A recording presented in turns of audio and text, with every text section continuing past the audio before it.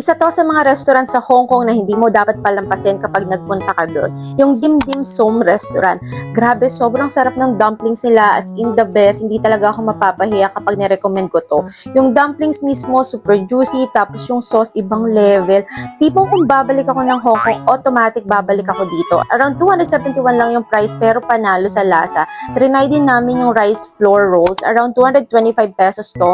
Masarap din siya, malambot and flavorful, pero warning lang, mabigat siya sa tiyan.